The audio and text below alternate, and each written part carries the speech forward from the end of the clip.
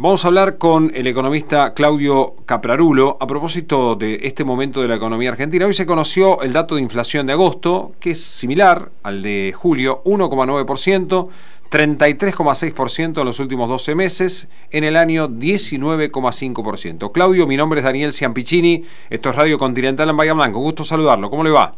¿Qué tal? ¿Cómo están? Muy buenas tardes. Bueno, pasó la elección bonaerense, que era una elección en la provincia de Buenos Aires, pero con todo lo que eso significa, el bastión del peronismo, y hubo algunos movimientos en la economía. ¿Qué panorama observa a partir del lunes? ¿Qué pasó en la economía argentina?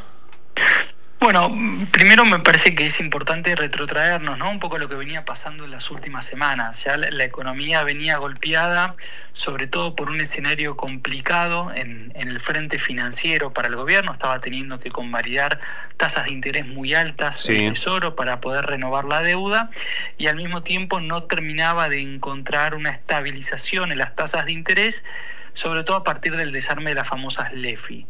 En ese contexto también lo que veníamos viendo es que el riesgo país también venía al alza. Bueno, el resultado del domingo, dando sobre todo en un escenario en el cual el gobierno había dicho que se jugaba parte de su programa económico en esta elección, y que lo que decía es, bueno, los problemas que estamos teniendo en la economía se deben a que está dando vueltas lo que ellos denominaban, ¿no?, este riesgo de que gane la oposición.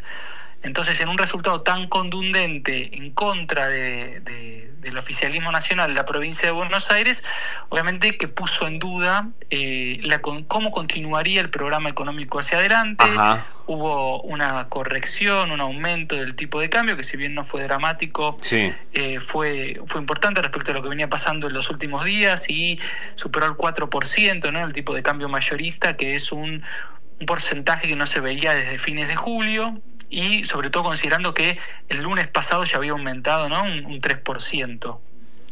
Y al mismo tiempo, obviamente, una caída más pronunciada en las acciones argentinas y en el precio de los títulos de deuda en moneda extranjera de nuestro país.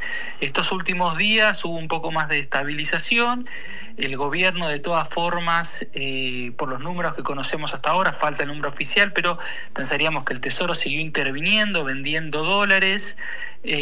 Hoy logró el Tesoro una buena colocación de deuda, dado que logró renovar todos los vencimientos que tenía con el sector privado, que eran 7,2 billones de pesos, y convalidando tasas levemente inferiores a la que había tenido que convalidar en licitaciones anteriores. Pero bueno, el escenario está bastante abierto hacia adelante.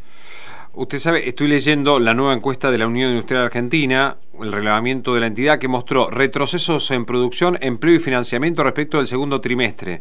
El 43% de las industrias tuvo caída de ventas en julio y cada vez hay más despidos. Que ese es el otro tema, ¿no? El empleo en la Argentina y el salario en el país. Sí, a ver, nosotros, por ejemplo, desde Analítica todavía no lo publicamos, pero estamos trabajando en un informe que explica, al menos desde el punto de vista económico, por qué pudo haberse visto ese resultado, ¿no?, en la provincia de Buenos Aires. Sí. Y cuando uno mira, obviamente, lo que se sabe, ¿no?, el principal sector de la provincia de Buenos Aires, sobre todo en el Gran Buenos Aires, es la industria. Sí. Y como vos muy bien señalás, este dato, no solo de la huida de la encuesta, sino el dato que publica el INDEC, que se publicó estos días, muestra también una nueva caída en la producción industrial. Es uno de los sectores más golpeados dentro de este plan de estabilización, y eso se refleja también en una pérdida de puestos de trabajo y una contracción en el poder adquisitivo de muchas familias bonaerenses. Es decir, que la elección, como se diría, es la economía estúpido también, ¿no? Sí, siempre es difícil, ¿no?, terminar de entender por qué es lo que termina primando, y sobre todo hay mucha heterogeneidad también en el voto, pero al menos si uno mira el comportamiento de la economía bonaerense, entiende que hay razones ahí para que algunos votantes hayan ido en contra de, si querés, del programa económico del oficialismo a nivel nacional. El tema es que ahora se viene otro proceso eleccionario y una elección clave para Milei en octubre, ¿no? Sí. Digo, por el impacto económico, por este momento económico. Claro, y sobre todo es muy relevante porque recordemos que parte de los problemas que acumula la economía, que no están relacionados con el resultado electoral, están relacionados, bueno, con la cotización del dólar, con la necesidad, como decía previamente, del gobierno de vender dólares, el Tesoro vendiendo dólares para mantener contenida la cotización del dólar oficial. Bueno, el gobierno seguramente va a querer mantener el actual esquema, ¿no? El actual esquema cambiario hasta las elecciones, pero falta bastante, ¿no? Claro. Falta más de un mes, y eso lo que puede implicar es que pierda todavía más dólares y lo deje en una posición de bastante fragilidad.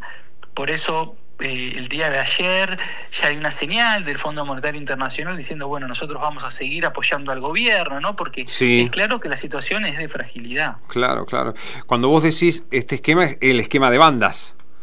El esquema de bandas cambiarias, claramente, y de intervención del gobierno, ¿no? Claro. Para contener al dólar sin que llegue al techo máximo del precio que fijó el Banco Central. Que eso es un poco una contradicción, ¿no? El gobierno de Milei interviniendo. Sí, bueno, el gobierno, más allá de lo que dice, siempre fue muy pragmático en materia económica, ¿no? O sea, ahí no me juzgues por lo que digo, sino por lo que hago. Claro. Y ahí hubo varios cambios de rumbo desde que asumió, sobre todo en la política monetaria y en la política cambiaria, no así en la política fiscal, donde se lo ve mucho más intransigente, ¿no?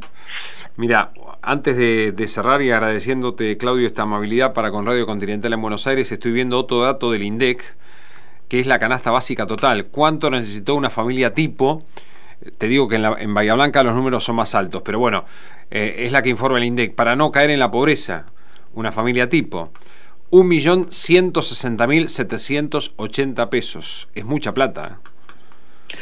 Claro, a ver, para los ingresos de hoy, a eso me refiero, ¿no? Para los ingresos de hoy. Sí, y mira, te voy a decir algo que hace que ese número haya sido mejor de lo que se esperaba, y es que alimentos y bebidas, que es lo que determina principalmente esa canasta, fue de los que menos creció en el mes de agosto. Los precios fueron de los que menos aumentaron. Eso en realidad también fue lo que permitió, como vos bien decías previamente, que la inflación nacional se mantenga en ese 1,9%, porque los alimentos y bebidas crecieron, no alcohólicas, crecieron 1,4%, mientras hubo otros precios que estuvieron bastante por encima y que reflejan también parte de la aceleración del tipo de cambio. Por ejemplo, los bienes durables, vemos que lo que aumentó muy fuerte, por ejemplo, fue el precio de los automóviles.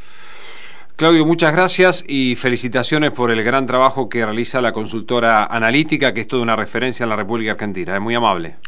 Ha sido un gusto. Tengan muy buenas tardes. Hasta luego. Bueno, Claudio Caprarulo, que es economista, desde el año 2020 dirige la consultora analítica, donde analiza la economía, la macroeconomía y las regulaciones que afectan a las empresas en la Argentina, dando su punto de vista, ¿no? Su parecer respecto de este momento de la economía argentina.